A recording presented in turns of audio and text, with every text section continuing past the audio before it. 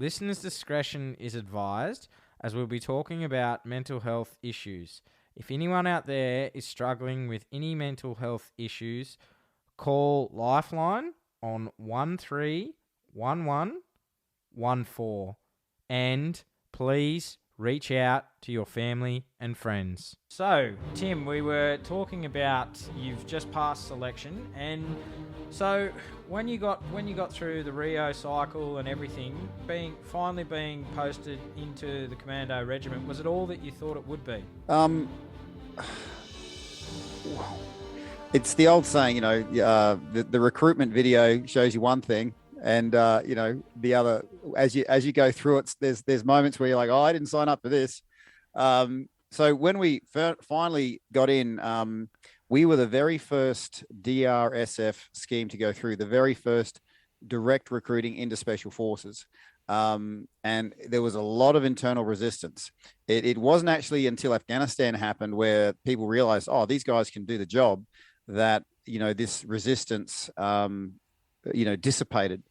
So it's quite a big deal to get your beret, and they have a big function around that. But our beret award ceremony, and I guess it showed the level of respect they had for us DRS people being the very first ones, was, okay, you guys have passed selection. You've got one, insertion skill. You can wear your beret. Now go scrub out the urinals. So we wore our berets as we scrubbed out these urinals that were probably as old as Vietnam, and this caked on urine was sort of chipping and hitting us in the eye. And we were just sort of wearing it on the chin and laughing as we're looking at each other, wearing our berets for the first time. So yeah, that was our welcome into the unit, being DRS F1. And obviously it's gotten a whole lot better since then. But yeah, I distinctly remember the very first day we could wear our berets. We were chipping off caked up urine since the Vietnam days on these old asbestos urinals. So that was our very first sort of taste of, full-time service. But you couldn't, sarcasm to one side, we did look at each other because there was about 70 guys that started, and less than 15 finished. And there was that real comradeship connection between the guys that started and the guys that finished, connection that you really can't put words around. And it's one of the proudest moments, in my life to have that, accomplishment, and to have that connection with those guys, going through that. So, there's all the skills you need to get into the unit. And then in the unit, there's a new set of skills, like the culture within the unit, and that's something, I was physically quite capable, but I really didn't know what to do. Well, I was possibly socially awkward anyway. So having awkward social skills in an environment which actually needs a high level of social skills within the Army, it's not like everyone's refined and PC, but the way it works is, it's a bit like, if you think of your mailbox out the front of your house, right? That can be there because you've got lots of space at the front of your house. Now, if you think of GPO boxes or PO boxes, you go in there and you can fit 1,000 on a wall because everyone's got a small signature, everyone's tight and can fit. So think of your personality, that if you've got to sort of reduce your signature to a point where, or be so streamlined that you can fit into that, highly densely packed space, because one little extra ripple affects everybody. You know what I mean? So there was that sort of transition into that hive mentality. It's sometimes to this day when I go into a public toilet, I'll go to the very last urinal because you're used to 100 people being behind you, and you've got to make room for those 100 people behind you. You know what I mean?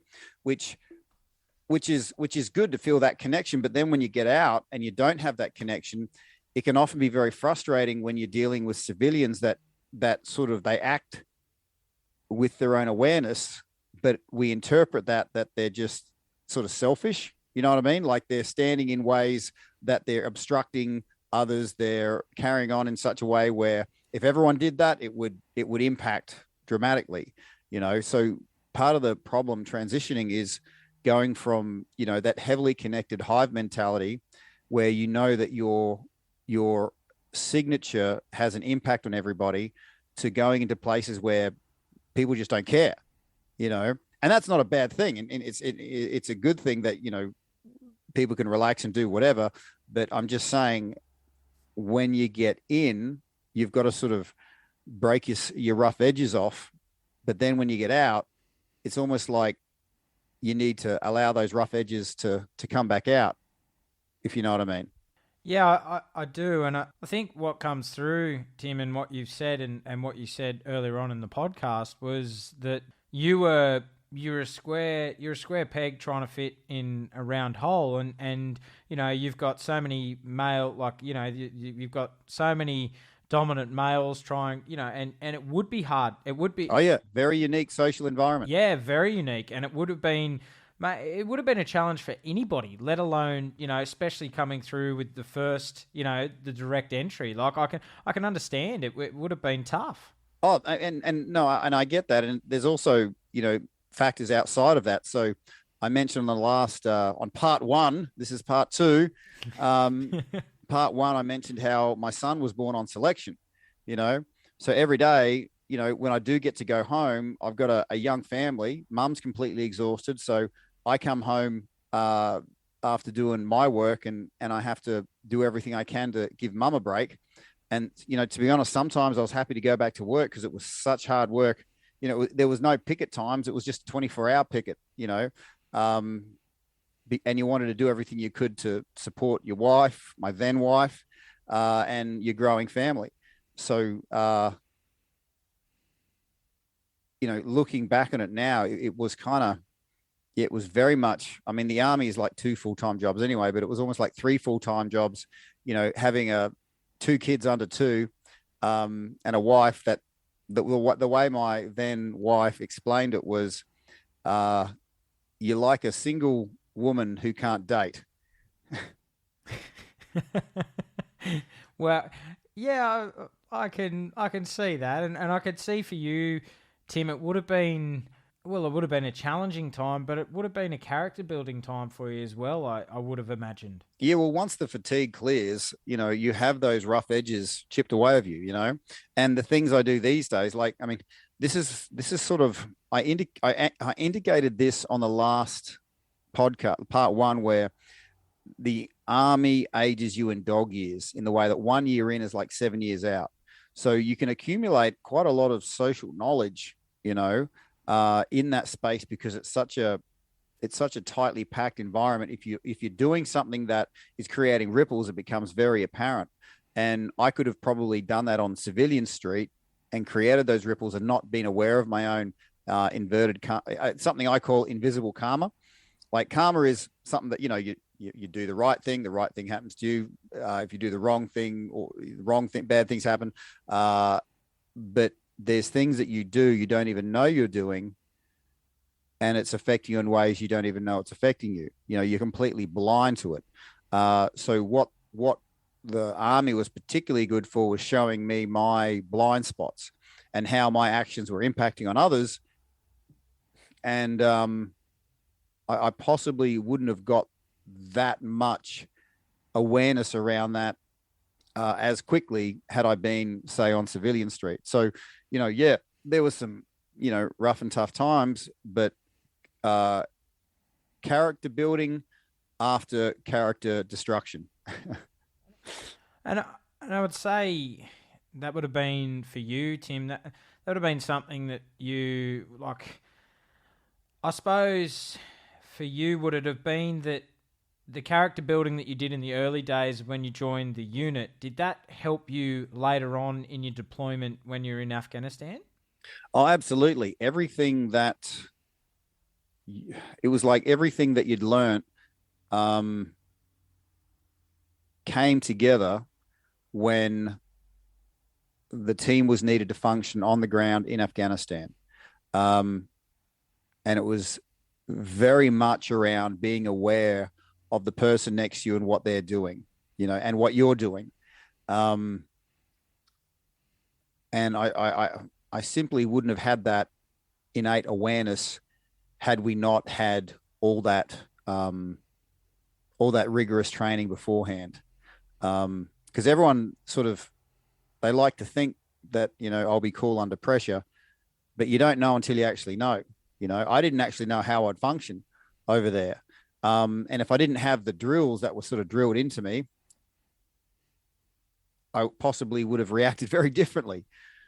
So there is certainly a necessary drilling and imprinting and taking on board a new set of programming. I think there's some more efficient ways to do it than the way they did it when I was in, but nonetheless, it certainly contributed to a better outcome than had we not had that, highly rigorous, highly intensive, training. And I guess it's my own personal prejudice here. Like, some instructors were great instructors. Some instructors were terrible instructors, and they made up for it by trying to act tough. So generally I found the ones with a really poor skill set and low confidence, and they felt inadequate, tried to be the hardest people. And it was kind of funny. We'd do these, all through the Rio cycle, you'll have different instructors, and the instructors that were generally the ones that acted the hardest and were really sort of, just say, cruel to people. You'd get to the unit and you'd say, oh, that guy, yeah, nah, he's bloody useless. He just sort of puts up that show. And I realized, they're trying to scare you to stop you seeing how sort of weak they are. So as long as they keep you scared, you won't see how weak they are. Now, that's not always the case, but there was a number of instances where, higher ranks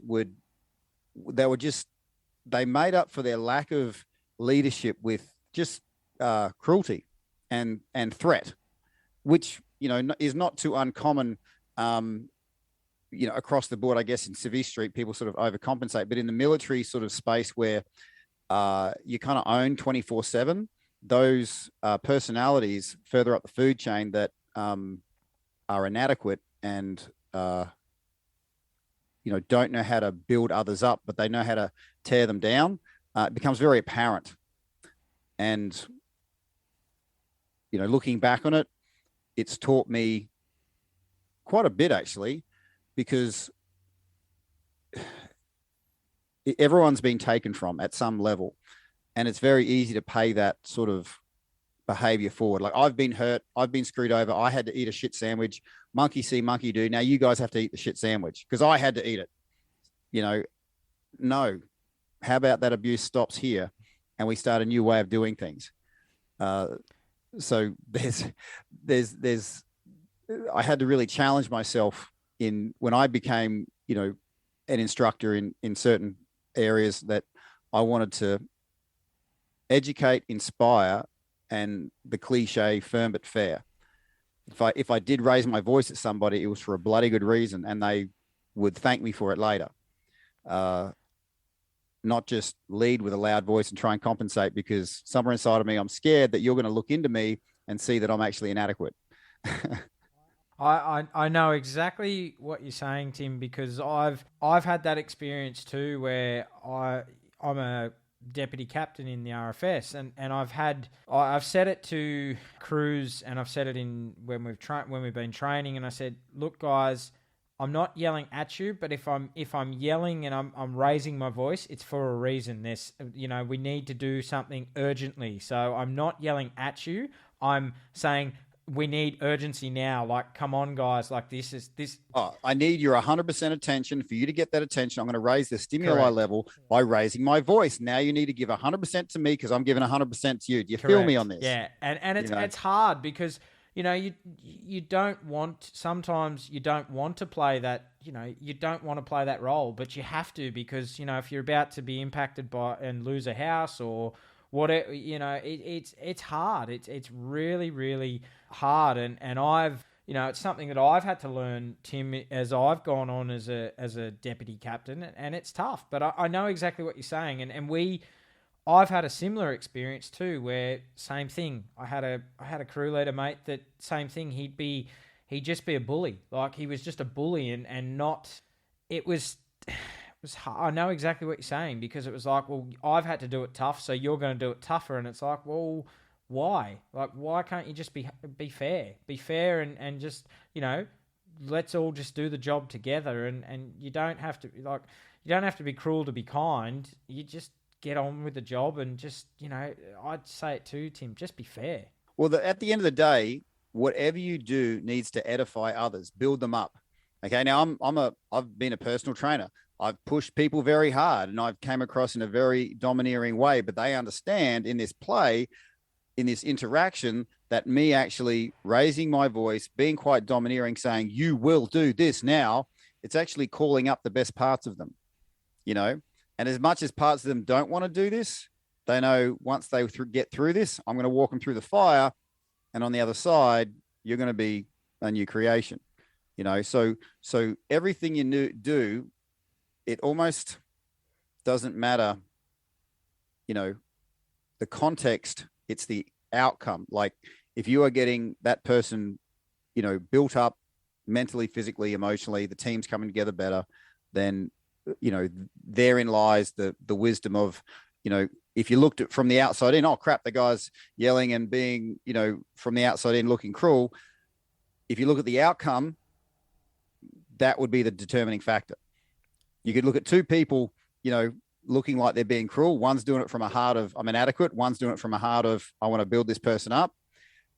Two very different outcomes. And it's hard to, especially if you're going to try and be politically correct, to sort of understand that, especially masculine power, for getting an objective complete, but also doing it in a way where there is zero doubt that any sacrifice is willing to be made, and that's a bit of a thing you got to swallow when you join the Defence Force.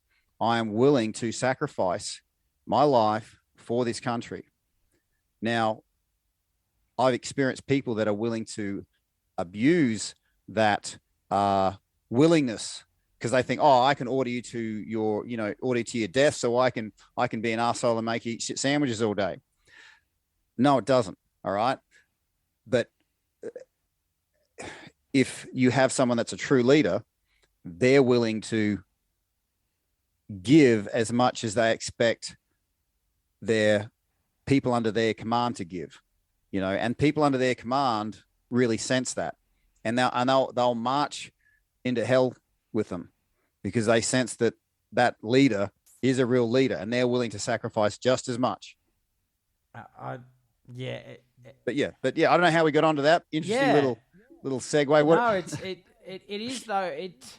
I think, Tim, what it is, you're right. Like, you do. There's certain leaders that you would walk into hell with, and then there's others that you go, yeah. You wouldn't drink at the pub with. No, that's right. Exactly right. And I think you've just absolutely hit the nail on the head. There's some they failed a pub test, as they say. Correct. So I know plenty of sergeants say, "Oh, I love my privates." And yeah, how many would drink with you if they had a choice? Not many, if any. Yeah, that's so true. So true.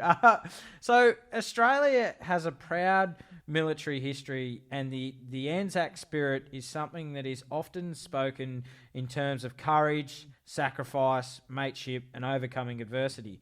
Before Timor and Afghanistan, what had the Anzac spirit meant to you? Well, I grew up, I was a Cub Boy Scout. We'd attend Anzac Day, in the cold with our shorts and little woggle on, the woggle that they put on the,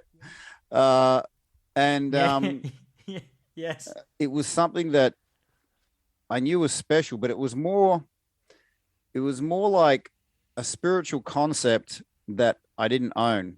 it was something that, yeah, I guess it's there, but it didn't get under my skin, you know?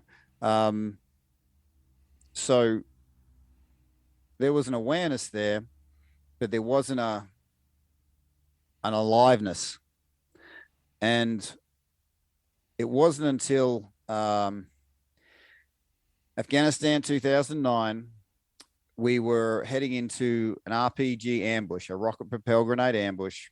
We got news that the comms were saying they were setting up for us, and the order came down to put all the heavily armored vehicles to the rear of the convoy, because in a convoy it's the least the rear vehicle is least defended, and so as a result, it's the rear vehicle that usually always gets attacked.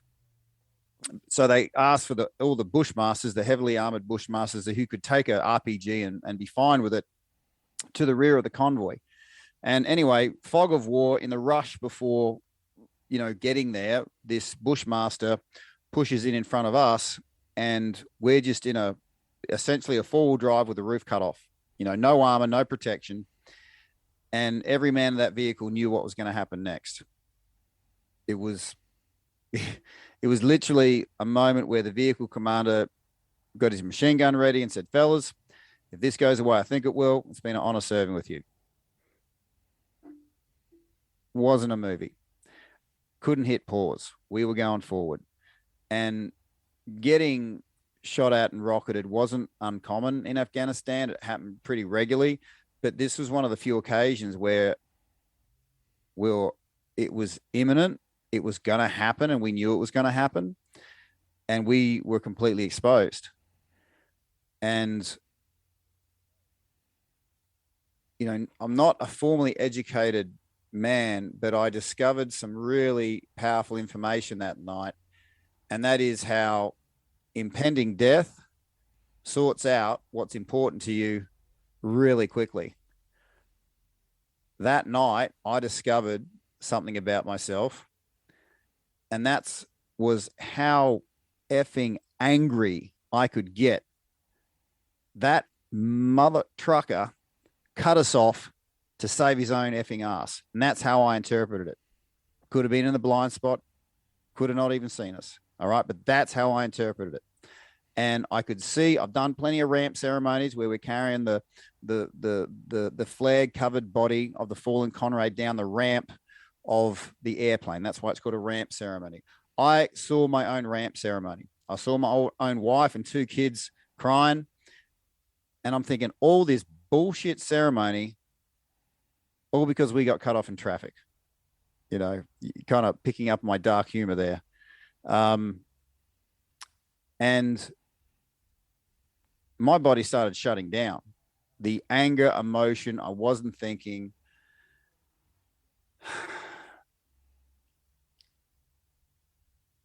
And then I asked myself a question that affects me to this day. I said, "Tim, who do you know that has done this before?" And I'm racing through my mind. How did they get through it? Who do you know, and how did they get through it? I needed a connection. And the fact was, I didn't know anyone. The night somehow got darker, and Australia seemed so far away. And I felt very alone. And then I started thinking outside my timeline.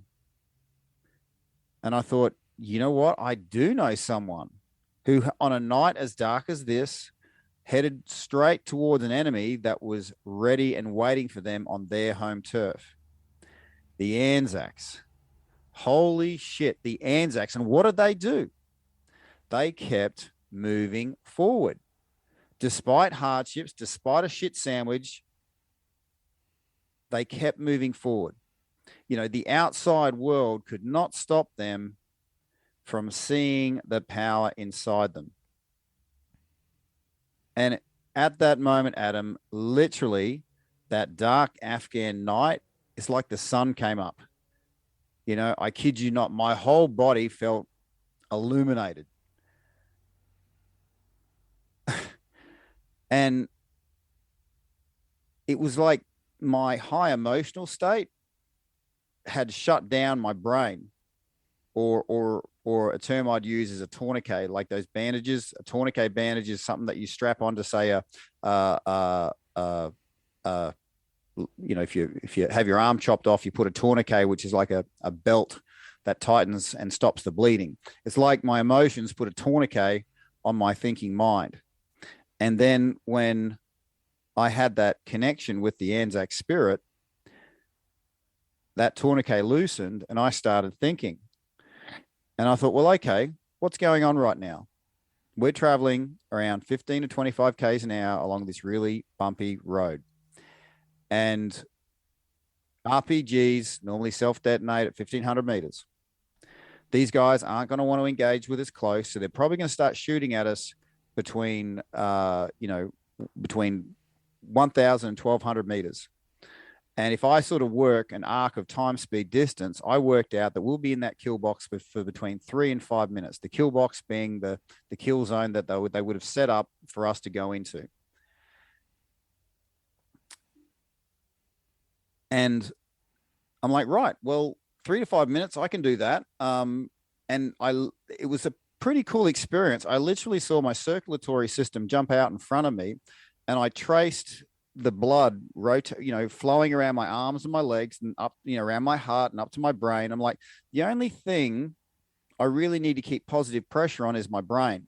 Okay, if I can lose an arm, that's fine. I'll just tourniquet that. I'll just hose clamp that, and my blood pressure will be the same. And, in that time, even if I bleed out and die, my teammates will be able to revive me with a blood substitute.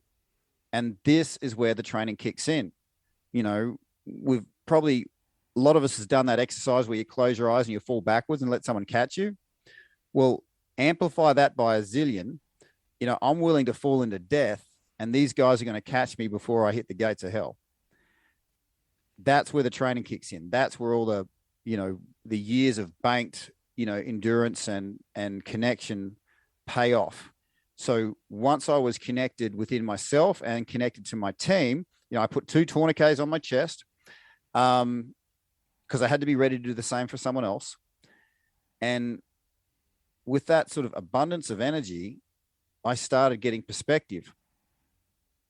So just before we hit the kill box, I said, they might find my body in 5 minutes' time. But you know what they're not going to find? Magazines full of bullets. I'm expending all ammunition on this one. And then I'm like, you know what? That's not a bad way to live. My magazines contain simple bullets. My mind, our minds, everyone's minds contain something so much more powerful than simple bullets. They contain ideas, hopes, and dreams. Wouldn't it be a great idea to die with all of those completely expended?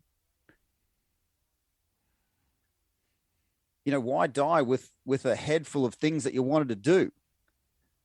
And I thought, 5 minutes time or 50 years time, I'm going to die. So time to empty a mag, And that's when the Anzac spirit became alive.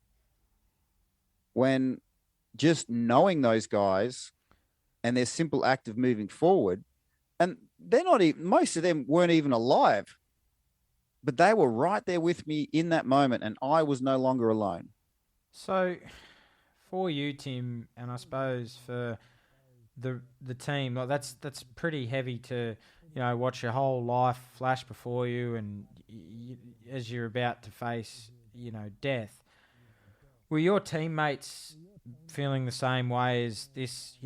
This is going to go bad, and it's been a pleasure serving with you guys. And if I just go back a bit, how long had you been in country before this happened? Like, how long had you actually been in country? Only a few months. But being in the commandos, we could stay outside the wire for longer than most. So we were like probably at that point outside the wire for about 20 days. And we'd lost guys, we'd had limbs, plural, blown off others. So shit was real. And it was just a daily thing of, this is what we're here to do. So there wasn't too much, decompression afterwards. It was just, thank fuck we made it through alive. And I read, like I've listened to your speech that you gave in 2019, and I've read your book, and you talk about, so that night did you come into contact with the enemy, or did, for whatever reason, did something? Oh, you want to know what happened that night? Yeah, please. Well, as you can see, I've got my hands and feet still here. I actually did a separate podcast with the ABC Steve Austin around that one. So that one's another story. Yeah. Right. Okay. Yeah. No. Well, let's just say everyone survived. Let's just say that night everyone survived. That's it. Well, you're here today, and you're talking to me, mate. So that's you came through. In some other reality, maybe not, but this one, yeah, doing okay. So, tell me about fear in battle, Tim, and how it can, and I suppose in life too, and fear can, it can make you take action, or it can make you freeze. And you mentioned it earlier. Okay, well, it's interesting.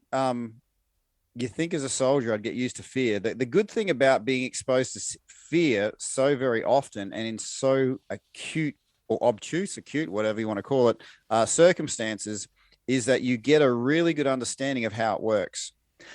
And what I took away from it after being exposed so many times was that fear has a genuine goal. It has a goal for you in your life. And the goal isn't actually to scare you. Its ultimate goal is to immobilize you, to physically stop you doing anything. And when you realize that, you realize you don't counter fear with love. You counter fear with action. Taking action dispels fear. Fear is like a puddle, a footprint-sized puddle, that until you step in, the fear is going to be there. When you take action, when you step into it, fear dissipates.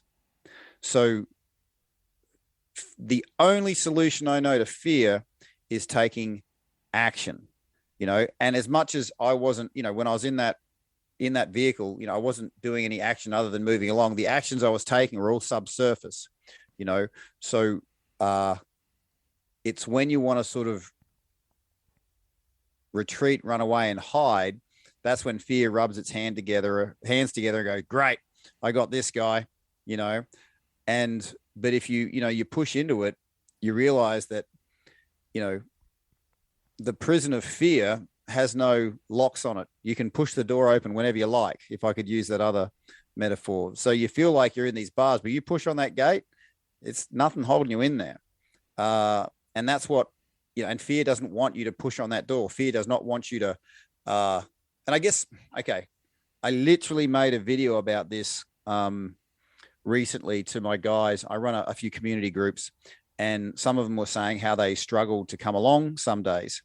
And the concept I gave people is that think of your mind like a garden, and whatever you water grows. Anything you water, you could water the fruit trees, they grow. And in any garden, you've got, things that you want growing, you got things that you don't want growing. But if you water the weeds, guess what's going to grow? The weeds. And the thing that I've noticed about weeds is that you water them long enough, they get sentience. They actually become aware of their own existence. They also become highly aware of the things that affect their existence. So if you're about to do, say, an empowering action, those weeds in your head that are aware of themselves, they know that empowering act is going to displace them. They cannot survive once you do that empowering action. Okay. It could be a workout. It could be, a generous action. It could be something that empowers you.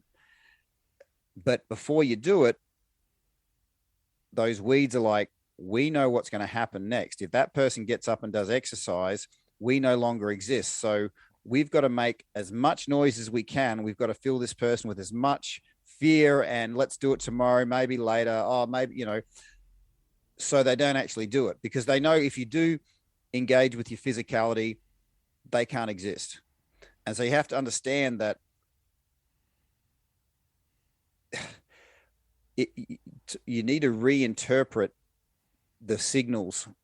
Instead of hearing, oh, don't do it, I shouldn't do it, maybe later, you need to see it as the clearest indication that you're about to step into something very powerful. You're about to become empowered.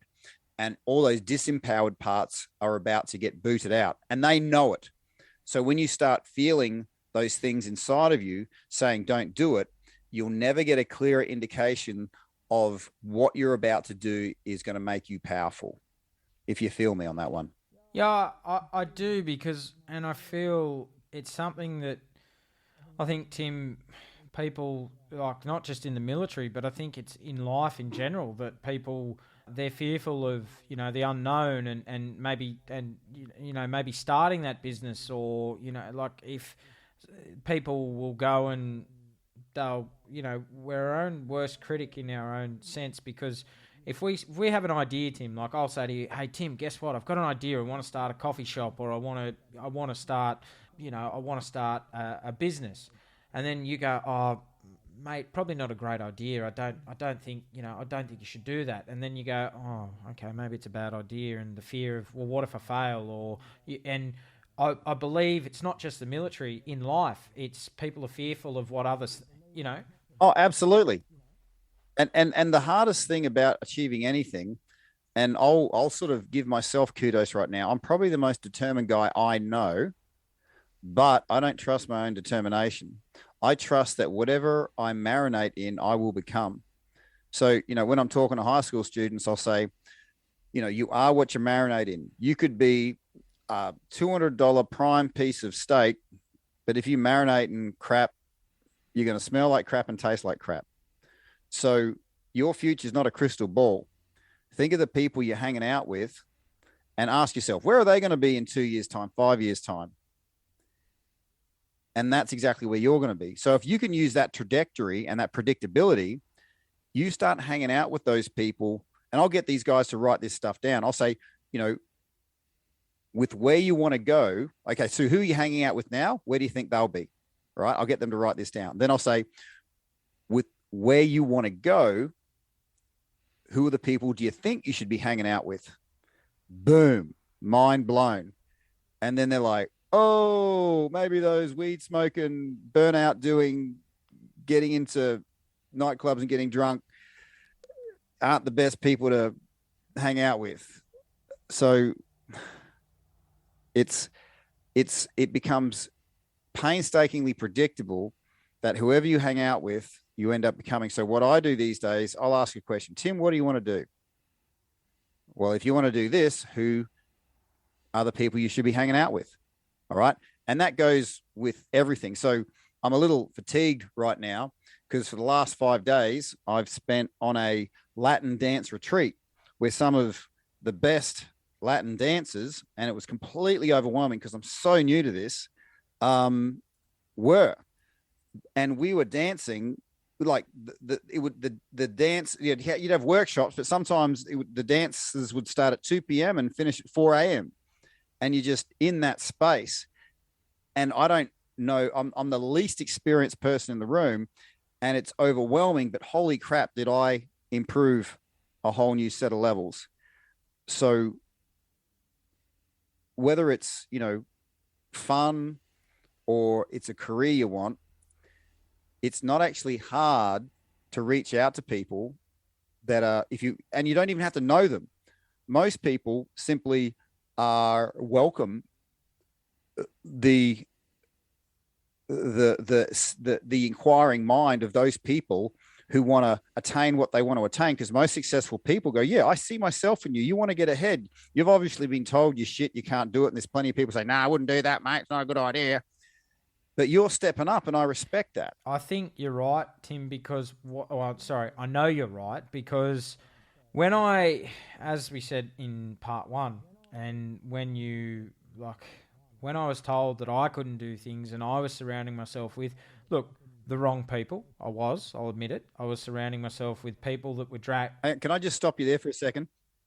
There's and I just want to sort of take the pressure off yourself, because we attract people who agree with us. Okay. If I don't think much of myself, I'm going to attract people who agree with me. Okay. And I can live the rest of my life because I've got everyone around me reflecting back to me what I think of me. Okay. And if I feel like, you know what, I want to be successful in these areas, and I'm willing to put myself out there and ask those questions of those people who are actually doing what I'm doing. And then you start spiraling up. You know what I mean? And a lot of people don't actually know they're doing it. They don't actually know that they're drawing people to them. So a little fun thing I do, and I'm sorry to jump on your tangent here. No, that's all right. Adam. A little fun thing I do with, say, the high school girls in particular is I'll say, I can tell you who you're going to marry. And they're like, what? And I'm like, yeah. But first, think of 3 things that you value that are in your house. Okay. It could be an iPad, could be anything, right? And let's say, you know, people are coming into your house and you're really respecting those things, and the way you conduct yourself around those things shows to anyone who comes in the door that you respect those things. And let's say someone grabbed your laptop, treated it poorly, and threw it on the floor. Would you think you'd invite them back? Hell no. These are my rules. This is what I value. And you've done it once, but not again, right? Now, without even saying anything, you're communicating to others your value. But let's say, for example, you treat your laptop poorly, you treat your favorite chair poorly, you kick your dog, all right? You're going to fill your house full of people that treat your stuff the way you treat it, all right?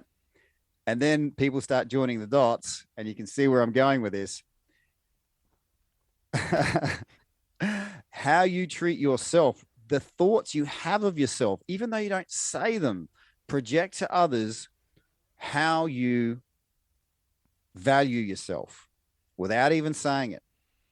Your idea of you is going to fill your house with people that agree with your own idea of yourself. If you're thinking poorly of yourself, you're going to be hard pressed to find anyone that thinks highly of you. You know, if you're thinking highly of yourself and you're treating yourself like you're your own best friend, then even if someone comes in that disagrees with you, they're not sticking around. Okay. And people, you know, they're made to push your boundaries. And this is why you've got to decide this beforehand. And so I say to the girls, out of that pool of people that you've got in your life, that's one of the people you're going to marry. And then they're like, right. And so this has got to start before that person even comes in. You've got to start treating your stuff like it's highly valuable and actually do it, not just think it, because people will push your boundaries. Yes, absolutely. And you are so right in what you say, Tim, because 2.5 years ago, mate, I was that person where I didn't look in the mirror and say, I love you. And I know that sounds cliche, but Tim, it works. If you can't love yourself, who else is going to love you? Oh, it's such an easy thing to say. You can't love yourself. Like, that's a genuine thing, because you've got to become vulnerable to yourself. And, you know, if we can't be vulnerable to ourselves, how can we actually start a relationship and go to places we've never been before? You know, and mirror work is fantastic, by the way. A little thing that backs that up, in the RTI, resistance to interrogation, we're taught, you know, that when you're, say, interacting with the interrogators, you know, smile, show the whites of your eyes, show that you're happy to see them. Because even if they're the hardest, you know, bomb-blowing mofo, we are chemically programmed as mammals to release good chemicals when we see whites of eyes, smiling teeth, friendly faces, gestures. And if you do that in the mirror, at about the 20-30 second mark, if you sort of smiling at yourself like, wow, this is actually really working. So mirror work is really powerful, and it's a pretty easy thing to access. You know, everyone's got a mirror. Geez, you could even do it on your phone with a selfie. So if anyone's thinking about doing mirror work, I 100% back it up, guarantee it'll feel like anything clunky to start with, but you get into a habit of it. You're like, this is free energy. I've been walking past the mirror and missing out on all this free energy. Yeah. So again, I'm cutting you off a second time, Adam. I apologize for that, but I got excited when you mentioned mirror work. No, mate. No, it's something that I've done, and I said it in a podcast the other day that I did with my friend Carly Box. She's a veteran too, Tim, and I said it to her that for the first time in 15 years, Tim, I'm actually comfortable in my own skin, and I've and I know that sounds. It's funny because I've lost a lot of weight, and but I am comfortable now, and I know the person I am going forward, and I do like you just said, when you change, you force others to change. They either change with you, or they drop out of your life. And I've noticed that. Yeah. I've had a lot of people since I've changed and become the new me, the new Adam 2.0. I've lost a lot of people that I thought were friends and they were part of my life. And to be honest, Can I offer something? yeah, go for it, mate. See, people who often, let me try and say, the world does resist change, as we mentioned, right? Other people will resist change. You might have someone in your life, and they could be considered a close friend, inverted commas, but their life is actually more convenient if you're disempowered. Correct. Because I can push Adam around. I can get him to do what I want. That makes my life more comfortable. It doesn't matter that Adam's disempowered. That makes my life more comfortable. So if you were to become powerful, then that stops me and my extraction of energy from your life. And it can come from the closest people that you think are your friends when you really start powering up and the resistance you face. And as cruel as it sounds, the idea of kill it before it grows, because I put it to you, Adam, when you're, small and disempowered, think of a small plant. Anyone can walk up to it and rip a leaf off. All right. But if that plant was to become a huge tree, you could drive your car into it and come off second best. So people in your life that don't want you to grow will sort of kill you before you grow. They'll try to. And what I've generally found is it takes about a year and a half, in my own experience, of you being consistent with your self-love, your self-affirmation. And that's what I call exercise. Exercise is self-affirmation. I value this thing carrying my eyeballs around. I can't just think that. I can't just think, yeah, I value it. No, you've got to physically show you value your body. Get out there and say, I freaking love you. And because I love you, I'm going to move you, interact with you. Imagine if you had a dog sitting on the back porch. Oh, I love you, dog, but you don't take him for a walk. Nah, that doesn't cut it. You need physical interaction while you're in a physical body. And I don't care if that's just breathing and doing breath work. Affirmation and value adding happens when we move our bodies correctly. So I can see that this new Adam, when you are out exercising, you weren't just exercising, you were affirming, which is and that's a quantum shift between two people exercising. One's affirming and one's doing it because they want a good looking butt, because they don't like themselves, and they'll like themselves more once I lose 10 kilos. No, you got to love yourself now and affirm that love as you physically engage with that physical carapace that's carrying around your eye sockets. No, it's true. And I think, Tim, what I love about fitness, and especially what's helped me through my mental problems that I had over the years, is the mental toughness now, and it's pushing through, and it's really pushing your body to new heights, and heights that my body's never been before. And it's pushing myself, going, well, Adam, how good can you get? Like, how good can you get with your physical journey? Like, and I do say it, it's a physical journey. It's a new me. And you're right. It's how mentally tough I can be to push myself to new heights. Oh, look, the Chinese, for thousands of years, there's so many great ancient Chinese sayings, but one of them is first the body, then the mind.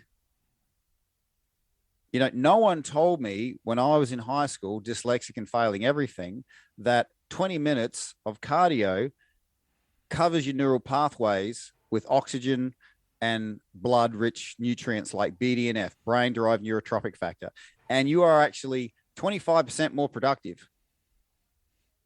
There was just something inside of me that said, I feel smarter when I exercise. I feel more confident. Everything works. So I've run boot camps for high schools, and there's always, I remember this one particular all-girls school. There was girls out doing it, but then there was a bunch of girls off to one side making fun of the girls doing it. All right. And then I started saying, because I had them all in a push-up position, and I said, right, why are we doing this? And I gave them the fact about, okay, 20 minutes of cardio increases your productivity by 25%. Do you think that'll help you get a better grade? Do you think that'll help you solve a problem? Do you think that'll help you create better relationships? Do you think that'll being 25% better will help anything at all? And then all the naysayers on the sidelines are like, oh shit. And they just go quiet, you know? And they start seeing that we're not doing this to get a good looking butt. We're doing this to have, you know, a good looking life. Big difference. And unfortunately, most people are motivated by pain avoidance. So most of the marketing says, you don't want to look like this, do you? You can't be happy if you look like that. You want to look like this. Only happy people look like this. And it's quite easy to get money out of people like that. Yeah, I'll swipe my card and pay that money because I like that idea. But are you actually truly serving them? Are you reaching them where they are and empowering them so that they affirm their own self-value? You know, or are you just collecting gym fees? You know? That is, yeah, absolutely. And as a, what did you say there? What did you call it? Is it sheepish or is it what? Sheeple. Yeah, where the people follow the, you know, they get taken by the pitch of the, you know, the hook and the sheeple mentality is people that they don't know how to self-generate, so they depend on others to motivate them, and then they get led by that. Because whether it's by design or default, marketers know how to put you into a state of fatigue. If you don't know what you really want, they'll get you chasing all these different things, get you running in circles. And then when you're running in those circles, you start thinking, I'll achieve what I want if I run faster, but you're still running in a circle. You're not actually going towards what you truly desire. Your actions aren't in line with your intentions. And when you're in that state of fatigue, you become very susceptible to messages that aren't authentic. Oh, just another coffee and you'll get through the morning. Just another pill and you'll be fine. You'll be right after half a carton of piss. You'll be better, you know, work for this money, get that product, and that'll give you what you think you need the whole time. And that's the thing about fatigue. It stops you actually thinking. In Afghanistan, we worked hard to find the enemy's center of gravity. And once you find the enemy's center of gravity, you can attack it, make them off-centered, and then fatigue them to the point where they're not thinking about what they're doing. They're thinking about what you're doing, right?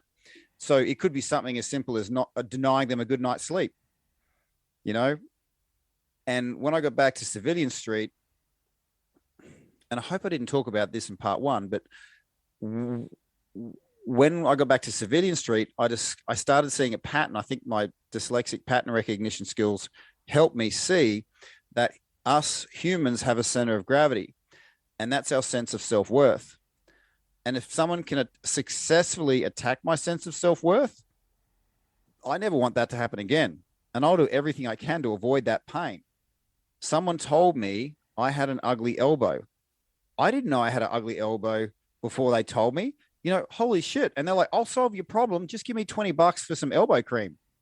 There's money for this? Here, take my money. I don't want to feel like I didn't know. I'm sorry. You know, like that's our center of gravity. And once you start seeing that pattern, you see it everywhere, you know? And it's almost like predation, how the marketers exploit the sheeple, these people that are in fatigue, and they're not thinking that the solution is just beyond your reach and you can buy it with money. Money doesn't engage your physical body. You know, a lot of people, they'll pay their money for the gym fees, but then they go to the gym and they're like, I get paid to work less hard than this. I'm paying money to work this hard. Why am I doing this? You know what? I don't care about my butt. I'll just let it slide. but in some ways I'll pay for it to say I've got the membership because I know I need to do it. And these 12-week challenges are so popular, because, and not that you can't derive some good from them, but I don't like them in the way that 12-week challenges. How long do you want to live? Do you want to live for 12 weeks or the rest of your life? Because with these 12-week challenges, people are kind of like, you know what? I can put up with this shit for 12 weeks and then I'll go back to doing what I've always done and I won't actually change anything. But I'll tell myself I did something for those 12 weeks. You know what I mean? It's sort of like I'll pay the imaginary ferryman so I don't have to feel bad about myself, if you follow me.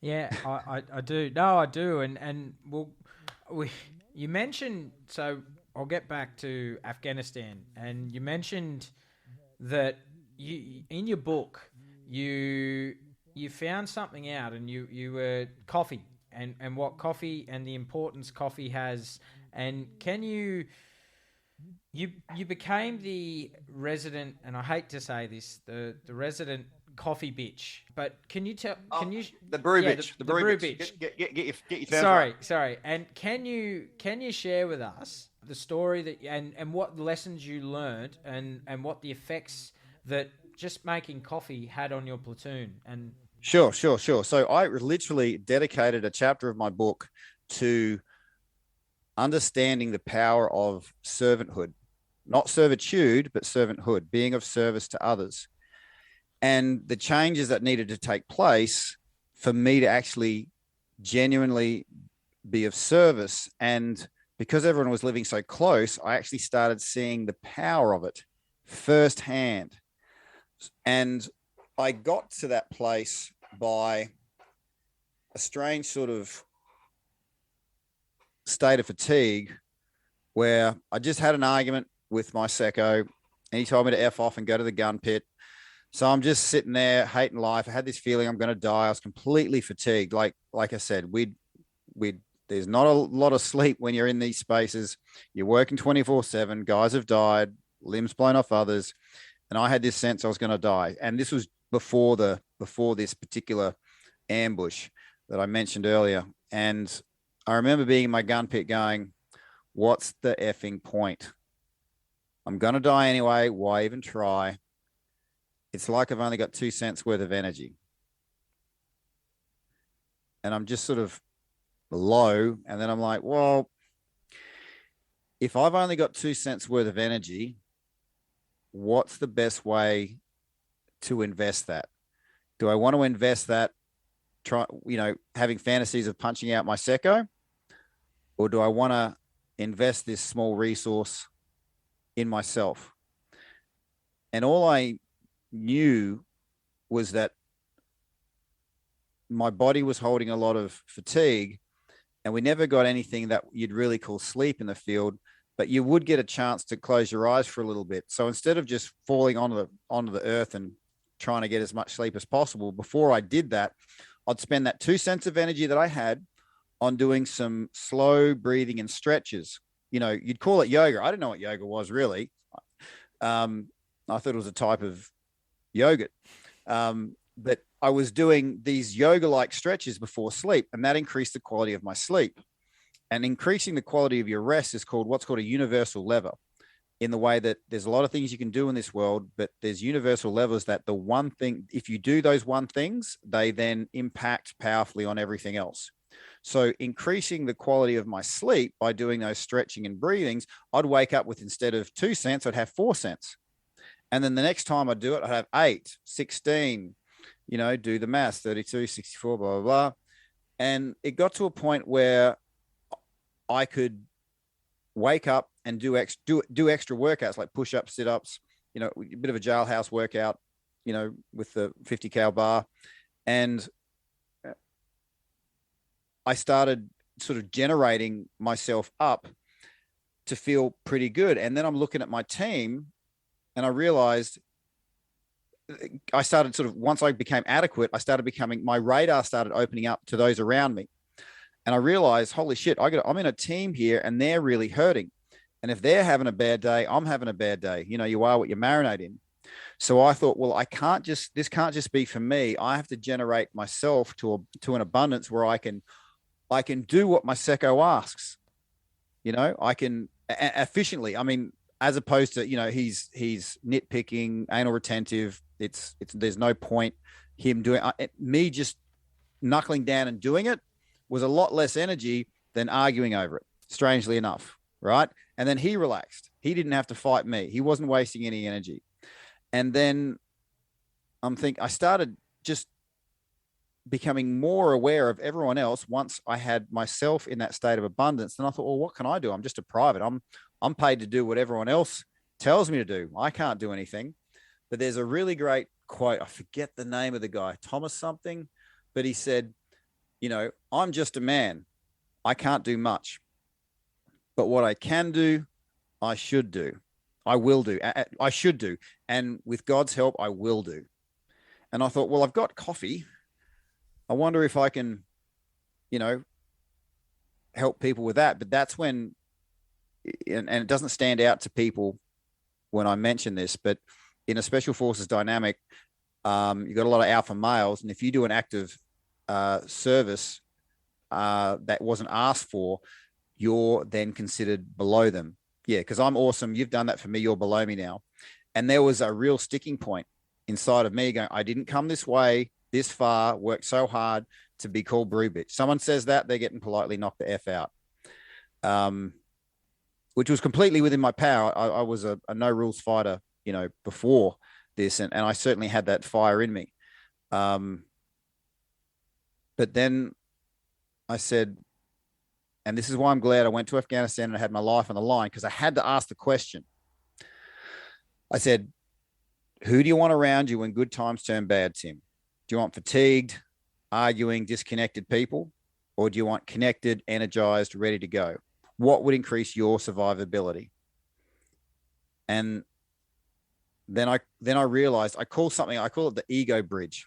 Once you drop your ego, like truly drop your ego and really don't give a F what other people say, it becomes a bridge to wherever you want to go. The freedom that is dropping that ego, not giving a stuff.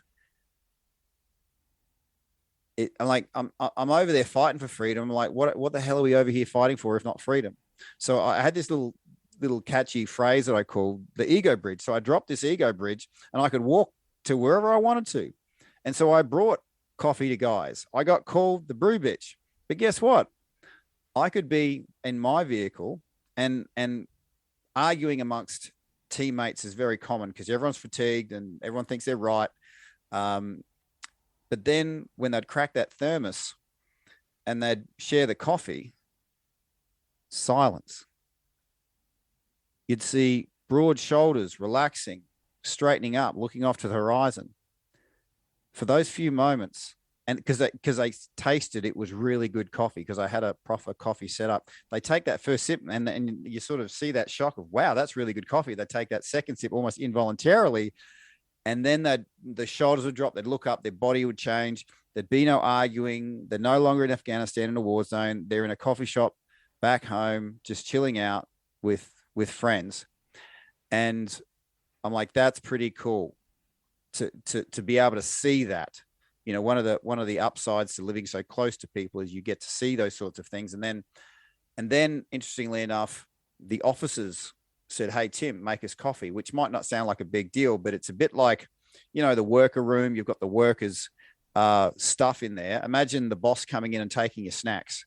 They're like, hey, you've got your stuff. This is ours. Bug out, right? And this is where it gets a bit lucid, right? Because I've got that internal battle inside of me. I didn't want to be called a brew bitch. And some of these guys wouldn't even return the thermoses washed. I'm like, these guys, they should, right? A great way to get angry is say they should, or, he should or she should. Okay, great way to get angry. And this is where it gets really lucid. But it's the honest truth.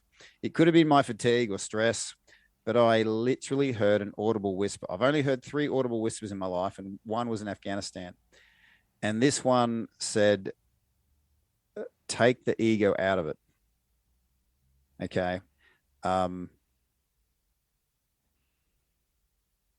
I can't, I mean, who am I to argue with the voice of the cosmos or complete insanity? So I thought, okay, I'm going to make these officers coffee. And so I made the officers coffee. I made everyone coffee. And here's the funny thing. Everyone started sitting down around coffee. It was no longer a sort of a platoon structure of officers giving orders and this and that. It was just a bunch of guys, because everyone was getting this nice energy lift from the coffee, a bunch of guys talking, like actually having real conversation. And I feel we got more done in that space than hours of arguing over this, that, things got done, things got talked through, resources got allocated, shit got done. And here I am off to one side, and I wasn't saying a word because I'm a private. I'm not part of that space of, directive with resources. But I was the most powerful person in that place because I facilitated a space where everyone could sit down and have real conversations, And I'm like, it doesn't matter what dark times are ahead. We are going to hit this together. I felt like doing a massive front kick and saying, "This is Sparta." Mate, it's sorry to cut you off, Tim. It's empowering, mate. It's really, really empowering. Like for you, you've brought a whole bunch of guys together that are fighting with each other, 10 minutes earlier, that are now actually taking just a moment to just be, I think, just gather their thoughts and just take time out. And I think, yeah, be real humans and talk. And the thing I sort of took away from that is our strength. What everyone's got strengths in particular areas. Now, is your strength for status or is it for service? Okay. Now, as a young man, I had a pretty strong body, physically capable, Australian standard physicality. Now, I could use that for status. I could strut down the beach, look pretty good, or I could use it to serve my country. Okay. And everyone has strengths. It could be making money. It could be making coffee. It could be, working in a rural fire service. But are you using it for status or service? And that's when I needed to hear that audible whisper of take the ego out of it. Stop trying to control the way others see you, Tim. You effing idiot. Because you can't control it and you're a whole lot freer without it. You're going to die anyway, so die with a bunch of guys that are switched on, I think too, Tim, what came out of your book was that you said you had to go to Afghanistan to learn some life lessons and some really hard life lessons too that you. Yeah. And it's not like this stuff is new information. It's stuff that, I wager a lot of people know in their head, but to have that really pushed into my heart, to have that infused into my DNA, because I'm possibly a slow learner, thick and very stubborn, and I can kid myself and lie to myself that, yeah, that's a good thought, but push comes to shove, it doesn't really hold true. I'll just go back to my way of selfish thinking, and so I needed to be in that space, and I'm quite grateful to have the opportunity to serve like that. So these lessons could be pushed into that part of me where I could actually see, believe, and then have it as a reference point. And I'm just pausing for a minute, Tim, because I'm really taking that in, because I think it's not just what you've learnt from what you've just said. I think a lot of people can take that forward in their own lives too. I think it's such a key point. Well, Adam, if something is spiritual, it's not just for the individual, I believe. Okay. The spirit is working a numbers game. Okay. So let's say that was a spirit speaking to me, then that was not just for me, it was for others. Okay. For me to share with others. There's other people listening right now. They needed to hear that whisper, take the ego out of it. And it was more like, take the ego out of it. It was literally a really quiet whisper. It wasn't a forced thing.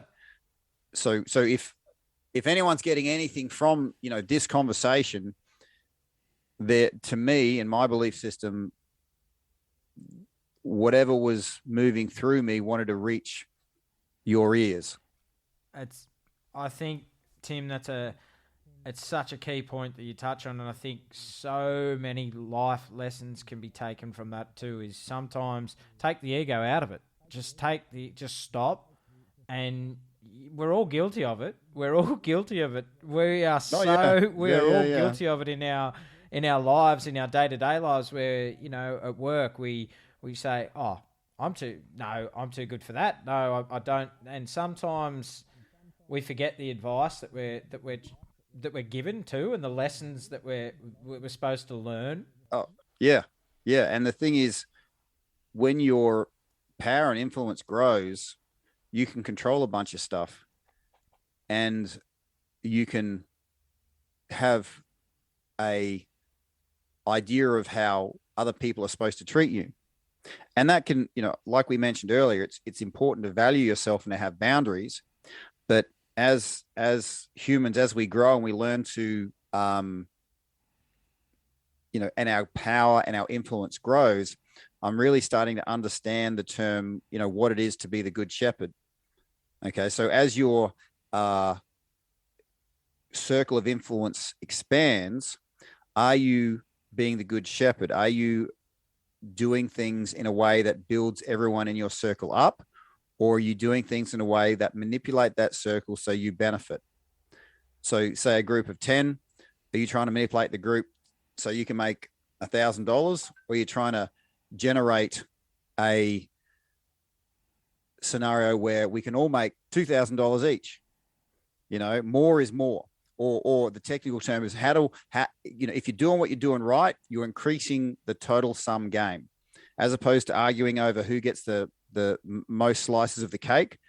Increasing the total sum game means everyone learns how to make their own cake and be generous with their cake making skills. And I think what you've said just then is that I think this is me just thinking out aloud, Tim, that like you've just said with the cake thing, that if we all just get an equal share, we can all, we can all have a slight. Well, it's a skill set. Well, the point is everyone's been taken from, and it's very easy to repeat that behavior, and we can justify, I was treated like shit, so I can treat that person like shit. When I was an employee, I got treated like shit, taken for granted and used and abused. But and now I'm a boss, I can justify doing the same to others because that happened to me. And they're kind of dumb if they can't figure out. Like, I've had bosses of organizations say, if they're too dumb to figure out that they're just workers and not to move up, then that's their fault. They need to be, it's on them that they're being used, that I'm using them because they're too dumb. And it's like, I'm laughing, okay, because I remember something you said in part one, and it's like you said, unfortunately you were a private and you didn't have that chance to move up in the rank system. Yeah. Yeah, and that's I never got offered a promotion, and I apologize, mate. I apologize because just what you said. You could have moved up, but you weren't given that opportunity to move up. Oh no, most definitely. But the thing is, this is where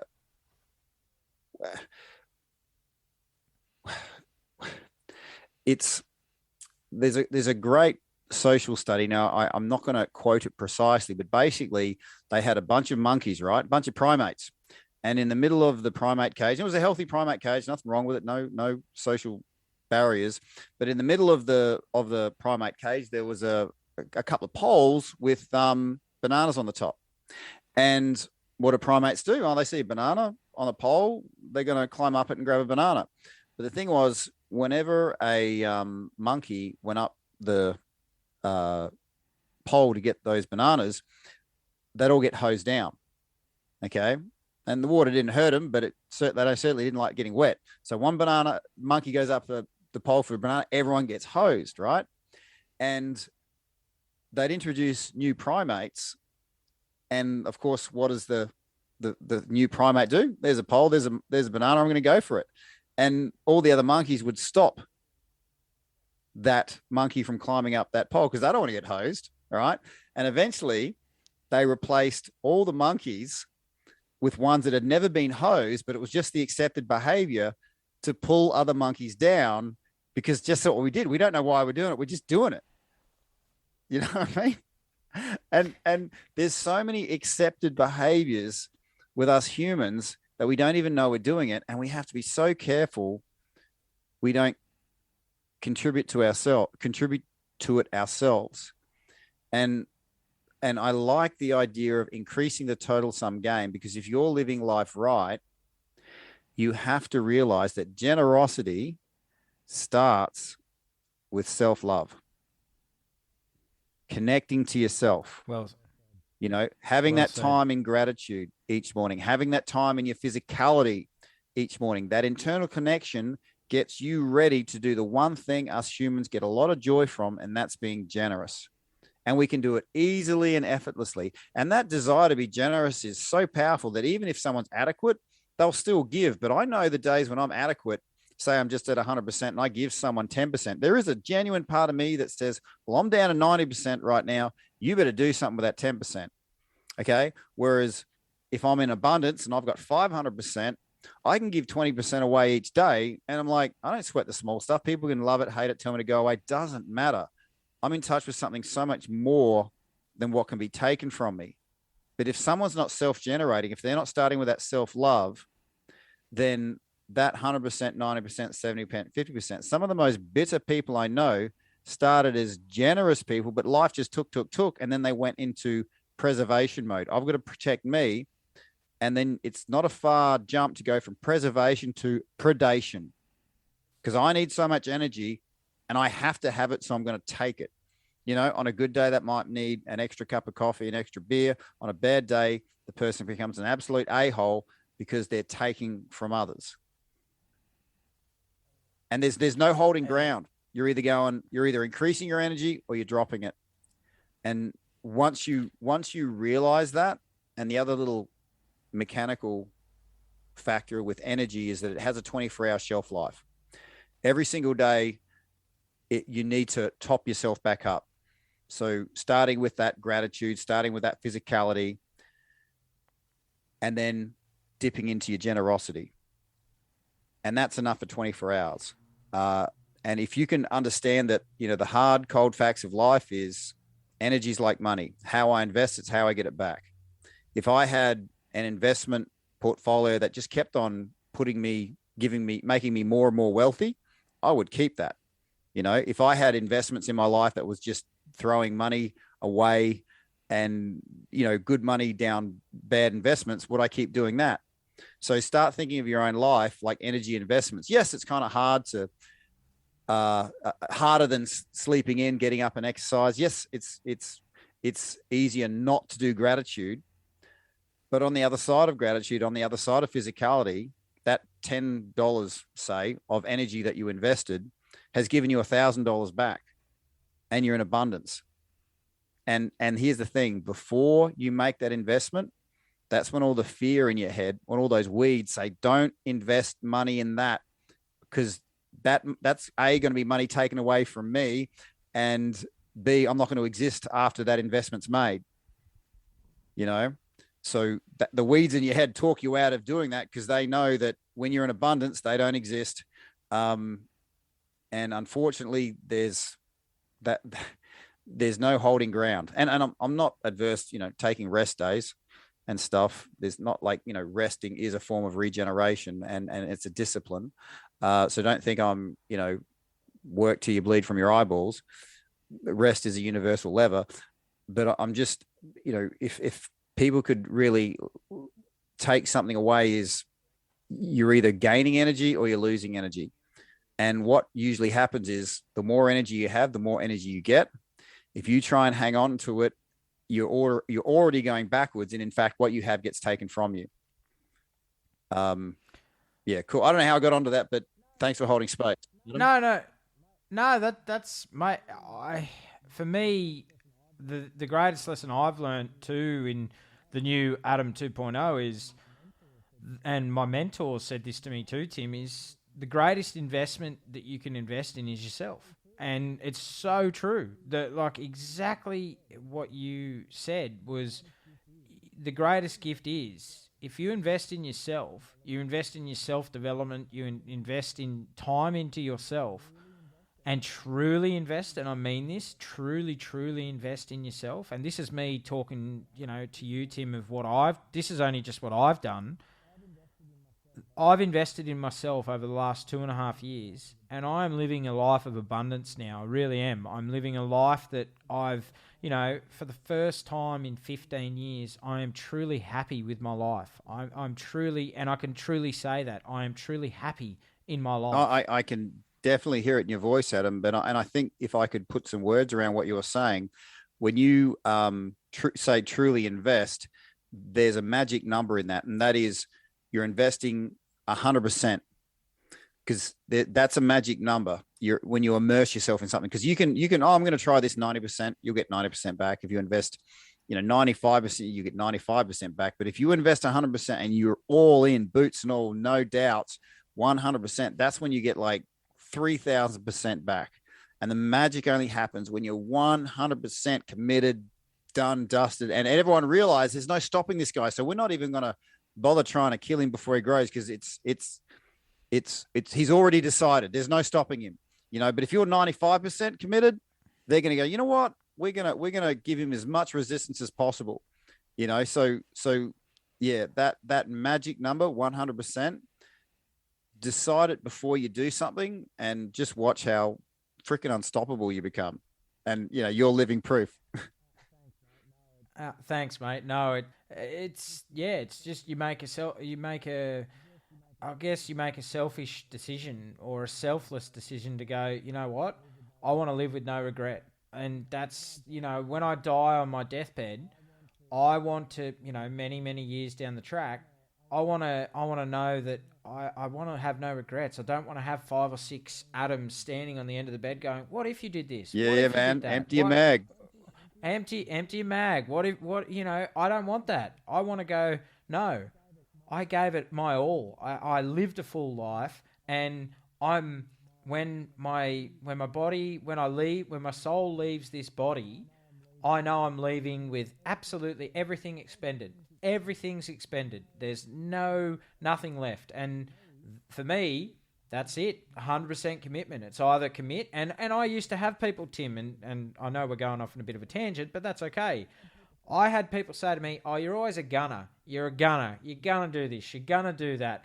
Now, I say I'm doing something, I do it. Yeah, that's pretty cool. There's no holding me back. It's I'm doing this, and watch me, and you say I'm not going to do it? Well, I'll prove you wrong. Here we go. And I'll say it to you now, Tim. Next May, I'm walking Kokoda, which, nice. 2.5 years ago, I would never have done that. I'm hoping to get on board with Legacy and really get and raise some funds for veterans, and that's why I'm doing the Kokoda track, mate. I want to help others, and I want to help our veterans and first responders, and that's what I want to do, mate. I'm committed. May next year, I'm walking Kokoda.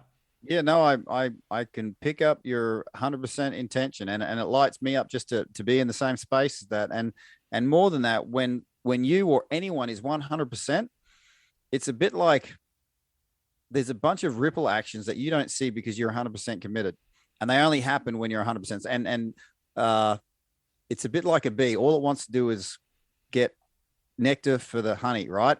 I don't think the bee would know that it's making that tree more fruitful, and that fruit is feeding animals, and that animals are feeding other animals that are feeding off of it. So you have this bee, all it wants to do is make honey, but it's 100% committed, and it has this ripple effect, and I think that's what a powerful life is. And this is what, to me, I believe faith is my humdrum everyday life creating powerful and positive ripples outside my awareness. Because all I'm seeing in my life is through my own eyeballs. And I have a faith that tells me, did I mention my shark attack last time? No, you didn't, mate. Oh, look, I've had a few near-death experiences, and this one particular near-death experience is with a shark, but that's not the point. I was getting tossed around underwater. I was about to drown, and I had the classic near-death experience of seeing my whole life flash before my eyes. And then afterwards, obviously I survived. Afterwards, someone said to me, do you think that was a spiritual experience? And I'm like, absolutely not. Because it was cool to see my life flashing before my eyes, but it was nothing new. Okay. If that was a truly spiritual experience, I'd see my life as I saw it, but then you'd see how that one action then impacted on others and how that impacted on others and others and others. You know, that would be a spiritual experience. And so faith to me is knowing that as I live my life, all I can do is connect my actions to my intentions. You've got that internal compass, you follow it. You know, there's a direction I want to go in, and I can see that my physical body is going closer to that direction. And if that's my direction and my feet are going in another direction, if I'm getting further away from where I know I'm supposed to be, that distance between where I am currently and where I want to be is, to me, denotes the person's state of mental health. When your actions align with your intentions, you've got all that power, you've got all that connection. When you're starting to veer away from what you're truly supposed to be here on this planet, no matter how rewarding you think going in the wrong direction is, you're creating that distance, that hypocrisy. So the faith I have is going to be that, you know, when I do get to the other side, God's going to open the book of knowledge and say, yeah, Tim, here's your life as you saw it, right? Now, here's your life as I saw it. And he'll show that all the things I did, the impacts it made, you know, the good and the bad, and you'll be able to have that sort of second sight on the things that we didn't think was a big deal. You know, these podcasts that we have, these simple conversations that we had, you know, the impacts we can't possibly fathom, and the ripple effects we can't possibly fathom. But my faith allows me to know right now we know a portion, then we're going to see the full picture, and it is going to be beautiful. I think if a lot of people had the same view, Tim, the world would be a better place. I really believe that, mate. I really believe that if people had faith, that, you know, and I'm like you, I have faith. I really do. I do. And, you know, I'll say it, Tim, and I'll say this now on record, on the podcast, and people, and I said it on Carly's podcast. I'm a weirdo, people, you know, and people think I'm out there. People think I'm strange, and, you know, because I believe in the universe, I believe in my faith. But you know what, Tim? It makes it, for the first time in my life, things actually make sense, and I'm on a frequency that, you know, people, it's hard to knock me off that frequency. Yes, I do get knocked off it, but I can get back to that frequency, and it's, I'm living a life in abundance now that I'm really proud of, and really, you know, I'm really happy with, and it's great. Yeah. And the thing is, when I'm talking to people that say don't believe, I say, look, let's just pretend, you know, there's no God. He's just a, you know, some imagination. And you know what? Us humans could have created a God because we do really well with an external point of focus. You know, if we look at ourselves, you know, we don't go very far, but maybe we created God because we do really well when our eyes are lifted up higher. Maybe we needed something to raise our vision higher so we could actually, so we invented this thing, right? I totally get that. All right. But let's say he's not real. What is real is the power that belief gives me. You know, that can't be argued with. How that shows up in my life. Okay. And, you know, it's that sort of energy signature that you can connect with where it becomes really real, where seeing is believing, feeling is believing. Yeah, man, we've covered all bases tonight, haven't we? We have, mate. But what did you take away from your Timor deployment? Timor deployment was about 4 months of extreme diarrhea. I was popping, you know, Imodium like it was Tic Tacs. Because we flew in there, they said, you're only going to be in there for 6 hours. You're going to secure the airport, then you'll be out. Don't worry about sleeping gear. And obviously it blew out to many more months, and we slept in literal shit and guys were getting all sorts of infections. I actually managed to get an infection. I never even knew this was possible in my pleural cavity. So the space between your lungs and your diaphragm is this pleural cavity. And I got an infection in there, and it burrowed in there and started making all this scar tissue. And it was right in my chest to one side where my heart was. And I was doing all these tests because they thought something was wrong with my heart, you know, and for like, even now I sometimes struggle to sleep on my left-hand side, and it was like umpteen years ago. So Timor was an interesting time, and it was probably good for the first 2 weeks because we're in there, we're doing our job, and then it got really boring because we were just sort of babysitting as a token force. Now we had to throw together basically a rapid deployed platoon to go over there to secure the airport. So whoever was around base was thrown in there, right? And people that really shouldn't have been in positions of power ended up being positions of power. So like the sergeant that was kicking around that wasn't really any good, they kept him off to one side. They had to bring him in to put him in. And then their lack of leadership skills really started showing up when things got boring and they started to emotionally defrazzle. So yeah, I was subject to an amount of bullying in East Timor. And that's a whole other level that we could sort of go down. But long story short, when people know me, they discover that there's nothing you can do to hurt me. I'm a pretty tough guy, stubborn to boot, very loving, but if you punish me physically, I'll only get stronger. And one promise I made to my wife was I would write to her every single day. I got permission to have my laptop there so I could write.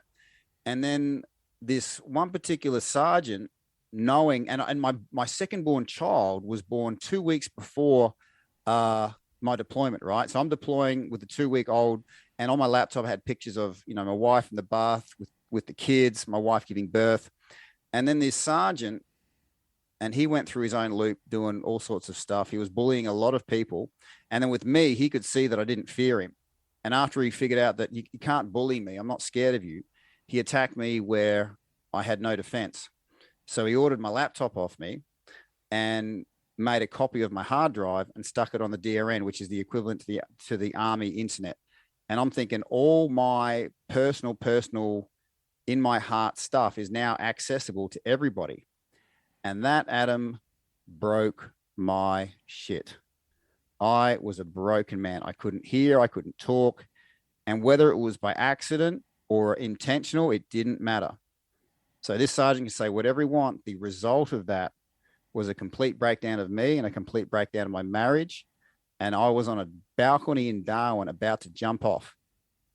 And that's not something I've said publicly since 2006. And Tim, I paused because I thank you for sharing that, because I can see the pain that it still has with you today as when I attempted I know how raw it is, and I know exactly how you're feeling because I've been there myself. And I'm sorry, mate. I'm sorry that you were. That's just not on. That's just not on. And with, what is it? How many years post that event? 17 years? 2006, 16, yeah. 16 years post event? Yeah. 17. 17. Okay. Yep. It's still really raw to have. I've never had something that I cared about so deeply used as deep poison,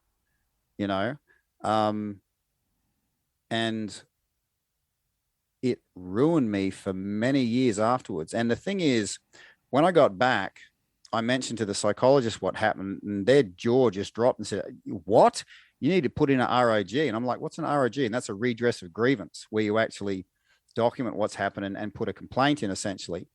And I'm like, yeah, okay. But what I didn't know is that as a private, if you speak up, A, no one cares, and B, you suffer twice. So this sergeant started all these malicious rumors. So, I became this ghost on base that no one would talk to, because this particular sergeant was really good at character assassination. It got to the point where these rumors were so crazy that the RSM of 2 Commando investigated them. And when he was talking to me, he said, I investigated them, and it was just he said, she said. It all led back to this particular sergeant who was particularly known for character assassination. And I'm like, I'm glad you found that out, sir, but my career's done. You know, and this is why when I went to Afghanistan, a lot of people didn't want to be on my team because I'd heard these crazy rumors. And then that's why after Afghanistan, I had a lot of these big, tough blokes coming up to me saying, Tim, we're sorry. You can do this job and do it better than most. There's something about you. You're just fucking fearless. And I felt so vindicated, so amazing that I was ready to be in the Commandos for the rest of my life. Because I felt known. It's such a powerful thing to be known. And it's such a poisonous thing to be accused of something that's just not true. And so to be vindicated by your operators, but also by the top brass who investigated this, was an incredibly liberating experience. So East Timor for me was probably one of the darkest times, you know, of my life, because the people I cared about most, and it really didn't matter if it was intentional or ignorance. I since found out that this particular sergeant had a history of abuse with privates. He was the kind of sergeant that he wouldn't hang out with the other sergeants. The other sergeants didn't like him. He was always hanging out with privates. So he wouldn't eat in the sergeant's mess because apparently no one wanted to hang out with him there. He'd always hang out in the private's mess because that sort of somehow he could use his rank to sort of maintain a popularity. So it was kind of funny. My sergeant, when he got back from Afghanistan, was approached by this other sergeant saying, oh, Tim's a shit soldier, isn't he? He did this and he did that. And my sergeant said, nah, Tim was awesome. Maybe it was you. And I'm like, vindication. You know, finally people know me. I can do the job. And yeah, so East Timor for me, you know, my PTSD isn't so much what I saw in Afghanistan, but the bullying at the hands of one particular sergeant who knew how to work the system and knew how to make me look bad, knew how to organize, make me seem like the enemy, you know? And I remember this sergeant always saying, oh, I've got dirt on this guy and I've got dirt on that guy. And you know, it was a real sort of negative end of the spectrum, getting what you want by manipulation, you know? So he played it masterfully. I just walked into this trap. I had no idea what I was walking into. And this guy played it masterfully. He'd done it before. He knew how to work the system. I had no idea about the system myself.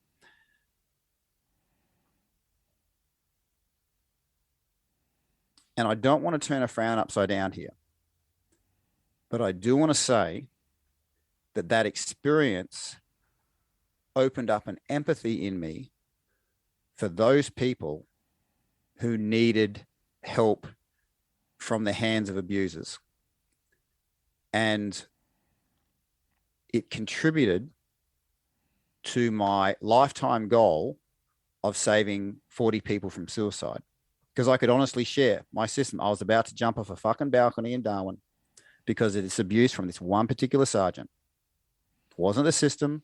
It was this one particular sergeant who knew the system, who had this amazing ability to appear like an angel to people above, but then to an absolute devil to people below him. So to everyone looking in, this guy looked friendly, nice, I'm your best friend, but then cloaked underneath that was classic wolf in sheep's clothing. And with that, with the empathy it gave me, I was able to, you know, that goal of 40 guys from suicide, that happened within a year because I had such a knowledge of how to break the isolation people are in when you're in that state of suicidal behavior, you know, and they need to be reached in that space from somebody who can speak that language and knows that state of disconnect. And the amount of guys I talked off the edge from, and they're living incredibly productive lives. I stopped counting at 40, but if you believe in the spirit, I think these things are allowed to happen. Evil is allowed to flourish so that it makes good shine even brighter. I could not have shined so bright if I hadn't gone so dark. So it was not a pleasant experience by any stretch of the imagination. I wouldn't wish it on anyone. But thank God I chose not to jump. And thank God I was in a position to then help so many people in that same space. No amount of qualifications could have helped me talk those people who needed to hear those words, speak those life-giving words into their lives if I hadn't gone so incredibly dark. I can relate to you, Tim. I really can. I know exactly when I stood on the cliff myself. I'm No, and just sit with that, because this isn't common knowledge. It's not on the spreadsheet, and it's pretty dark. Most people don't like going there. It's not comfortable. But sometimes to reach people, you've got to go there, and you've got to know what it's like. And to take that hand and step into the light a little bit more each day, it's a hell of a thing. And I think, Tim, for me, it's why I do the podcast. It's why I want to help veterans, and through my own personal struggles as well, and through conversation, and I'm such a believer in it's not weak to speak. It's not weak to speak. And I say that on this podcast to anyone who is listening. If you're struggling out there, it is not weak to speak. And Tim, thank you for the work you do to help others, and that's why I do this. It's to help others, mate. It's to help others to get from where you and I have been to the darkest place on earth. And I don't wish depression on anyone at all, Tim. I don't wish it on them, because as well, it's such a dark place, and you've got to fight like hell to get out of that big dark hole, and you have to fight. And Adam, it does begin, like you said, with a spoken word. And I want to acknowledge you right now, because that's not something I have spoken of publicly since 2006. And to actually give voice to that, and you conducted this space so well that I was able to go there. I really appreciate that, and I acknowledge you for the work you're doing. And if there's anyone out there listening that has those thoughts, I can only ask, how many other people do you think are out there struggling with what you're struggling with? And if you can make a way forward for you, you're going to make a way forward for many other people. Because this conversation would have gone a lot differently had I jumped off that balcony. Same for me, Tim, with my family, and as you said throughout the podcast, the ripple effects it has, that it's not just Yeah. So I do want to acknowledge you. I didn't think I was going to talk about that, but you drew it out and you did it well. So thank you. You're welcome, mate. That's why we're here, Tim, to help inspire others to ask for help and reach out. And that's what it's all about. That's why I do this podcast, mate. It's to allow you to feel comfortable to share your story. And like you said, mate, I didn't push at all. It's just I'm feeling I'm feeling it, and you're feeling it, and that's what it's about. And this is where this. Yeah.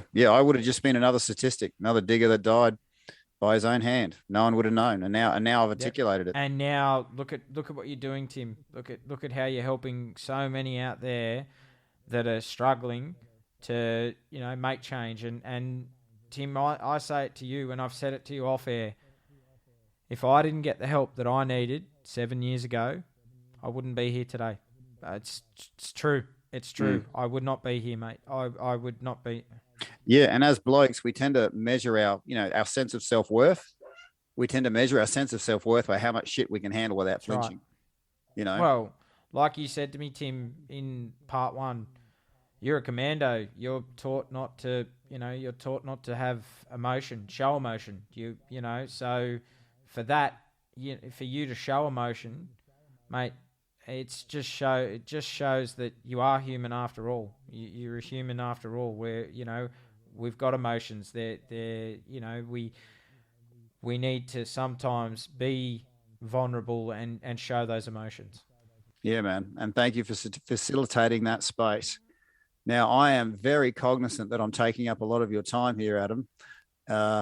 You're welcome. No, mate. Thank you. I appreciate it, mate. And I think we need to get you back for part 3. I think I think we need to. I'd like to, because Tim, I think it's important, mate, to give you, what you're doing now and what you do. A start, a middle, and an end. Yeah, I think Okay. it's worth, getting you back to, because the work you do and Right. and I think it's important. So we'll pick up next time, Tim, on why you chose to discharge from the army, and then we'll lead into what you're doing now. No problem at all. Well, thank you again, Adam. Thank you all those people who are listening. It's my sincere desire that this reaches the right ears and you take it on board and you pay it forward and you support this young man, Adam, who's doing a bloody awesome job. 100%. I love this guy's commitment. It inspires me, and I hope it inspires you also. Thank you, Tim. We'll get you back on to finish part 3, mate. So thank you once again for coming on, mate. Thank you. My pleasure. Thanks for listening. Don't forget to subscribe and leave a review for the podcast on whatever platform you get your podcasts. And if you feel like supporting us, you can now via our Patreon page. That's patreon.com/truebluehistory, or buy me a coffee at buymeacoffee.com/truebluehistory, and check out our new website, truebluehistory.com, for more great content.